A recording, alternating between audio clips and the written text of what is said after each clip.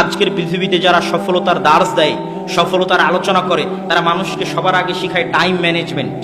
যারা শিক্ষিত ছেলেপেলে আছে তারা বুঝতে পারবে যে সময়কে কন্ট্রোল করতে পারা, টাইম ম্যানেজমেন্ট করতে পারলে সময়ে বরকত হয়, সব কাজ সুষ্ঠুভাবে সম্পূর্ণ করা যায়, সময় মতো সম্পূর্ণ করা যায়। তো এই টাইম ম্যানেজমেন্টের আমার গবেষণা অনুযায়ী সালাতের চাইতে আর কোনো বড় মাধ্যম নাই যেটা দিয়ে মানুষ তার সময়কে কন্ট্রোল করতে পারে।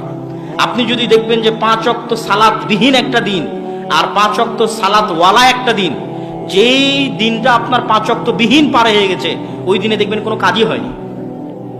দেখবেন যে আপনার কাজই তো শুরু করেছেন আপনি 10টার সময়, 10টার সময় কাজ শুরু করতে করতেই তো দুপুরের খাবারের সময় হয়ে গেছে।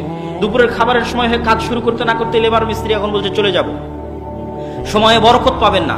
আর ওই যে ফজরের সালাতে যদি উঠেন, ফজর থেকে জোহর পর্যন্ত মেলা লম্বা সময়, ফজরের সালাতে উঠে কাজ শুরু করবেন, দেখবেন 10টার মধ্যে কাজ শেষ হয়ে গেছে, আর